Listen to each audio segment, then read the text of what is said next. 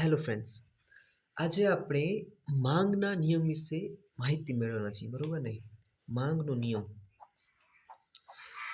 તમારામાંથી ઘણા ખરાને થોડું ઘણું ખ્યાલ હશે, કદાચ કંઈ પણ એના બાબતે ખબર નહીં હોય.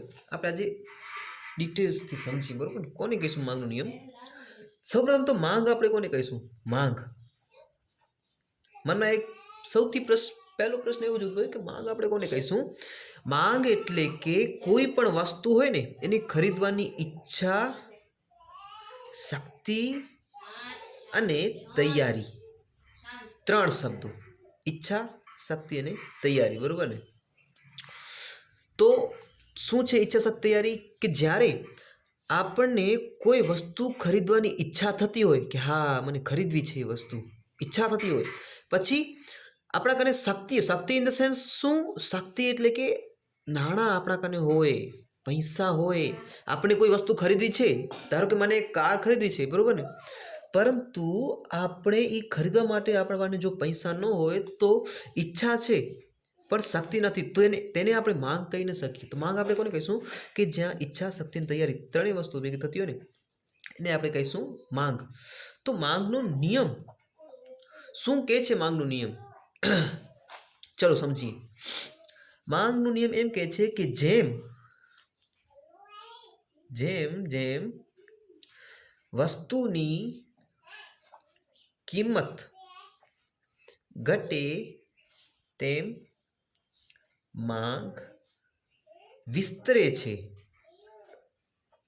અને વસ્તુની કિંમત વધતા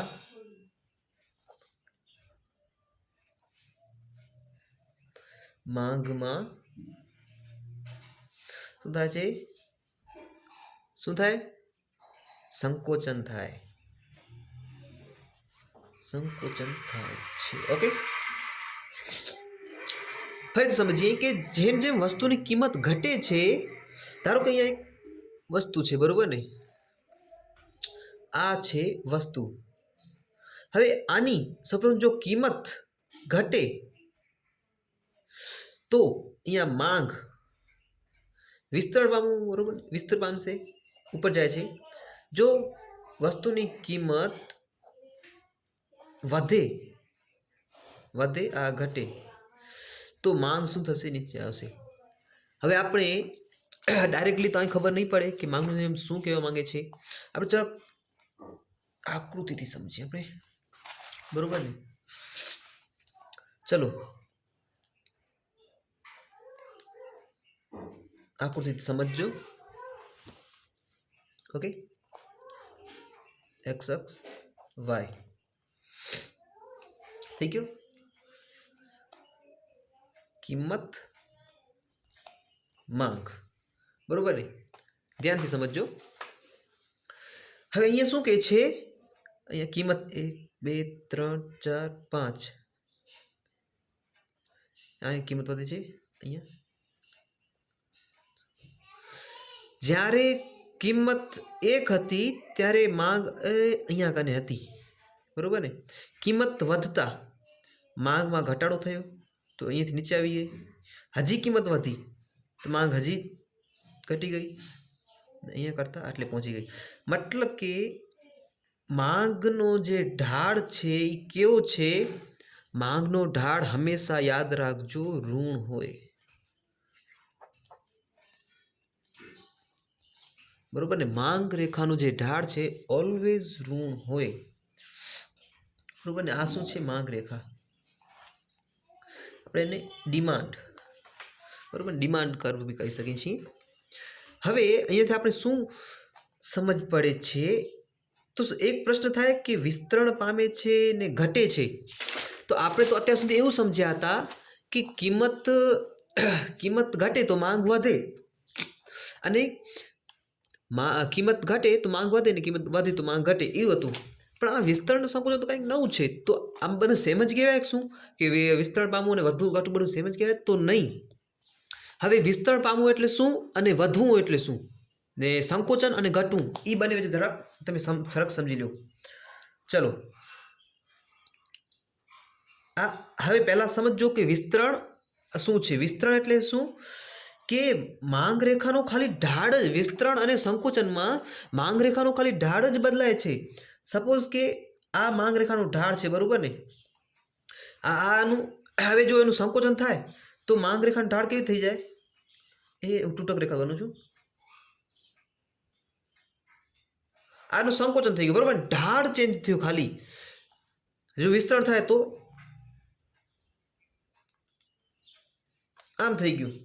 ઇન ધ સેન્સ આ વિસ્તરણ, આ સંકોચન, આ જે ઢાળ છે ને, આ હતી બરોબર માંગ રેખા, એમાંથી માંગ રેખામાં અહીંથી કરીને આવી જ થઈ ગયું ઢાળ, પછી આમ થઈ ગયો. તો આ સંકોચન થઈ ગયો અને આ વિસ્તરણ થઈ ગયો. તો માંગનો વધારો અને ઘટાડો આપણે કોને કહીશું? તો સમજો હવે માંગનો વધારો ઘટાડો આપણે કોને કહીએ છીએ? કોઈ પણ આપણે પ્રશ્ન પૂછે ને કે ભાઈ માંગનો નિયમ સમજાવો, તો કદી પણ એવી રીતે ન કહેવું કે કિંમતમાં ઘટાડો થતાં માંગ વધે છે અને માંગમાં કિંમતમાં વધારો થતાં માંગ ઘટે છે. નો, નિયમ એ નથી. નિયમ શું છે કે કિંમતમાં ઘટાડો થતાં માંગ વિસ્તરણ થાય છે અને કિંમતમાં ઘટાડો થતાં માંગ વિસ્તરણ પામે છે અને કિંમત વધતા માંગ સંકોચાય છે. ચલો, આ તો આપણે વિસ્તરણ અને સંકોચન વિશે સમજ્યા. હવે માંગમાં વધારો અને ઘટાડો એટલે શું? કે અહીંયા માંગ છે, આપણે કિંમત,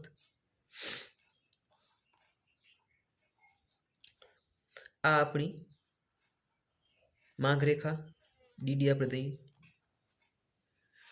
બરોબર ને? હવે કિંમતમાં આપણે થોડોક ભૂલ થઈ ગઈ છે. અહીંયા માંગ આપણે કહીએ છીએ માંગ, અહીંયા કિંમત. હવે કિંમતમાં કોઈ પણ ફેરફાર ન થતો જાય, એટલો ધારો કે આ કિંમતે અહીંયા આપણી માંગ આટલી થાય છે.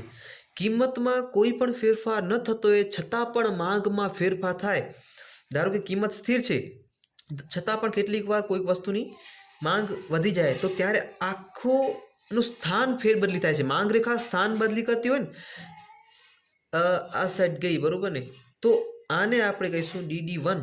જ્યારે માંગ રેખાના ઢાળમાં ફેરફાર થાય, માંગ રેખાના ઢાળમાં ફેરફાર થાય ત્યારે આપણે સંકોચન અને વિસ્તરણ કહીએ છીએ. પરંતુ કિંમતમાં કાંઈ પણ ફેરફાર ન થતો હોય અને અન્ય પરિબળોને લીધે માંગ રેખાનું સ્થાન ફેરબદલી થાય, બરોબર ને? તો એને આપણે કહીશું વધારો. આ સાઈડ આવે તો આપણે એને કહીશું ઘટાડો. સમજો કેવી રીતે? હવે આ કેવી થઈ શકે? ધારો કે કોઈક વસ્તુ ટ્રેન્ડમાં આવી ગઈ, બરોબર ને?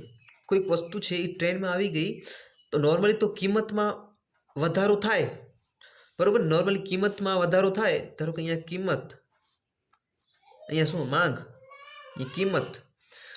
ધારો કે કિંમતમાં વધારો થાય તો માંગ સંકોચાઈ જાય, વળી કિંમત ઘટે તો માંગ વિસ્તરણ પામી જાય. પરંતુ કિંમત સ્થિર હોય છતાં પણ કેટલીક વાર એવું થતું હોય તો કે દેખાદેખીની અસર થતી હોય, બરોબર ને?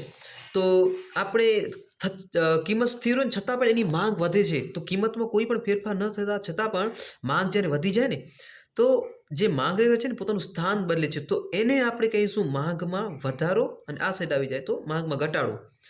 જ્યારે જો કિંમત રેખા આપણે માંગ રેખામાં ફક્ત ઢાળમાં જ ફેરફાર થતો હોય તો એને આપણે કહીશું વિસ્તરણ અને સંકોચન. ઠીક છે?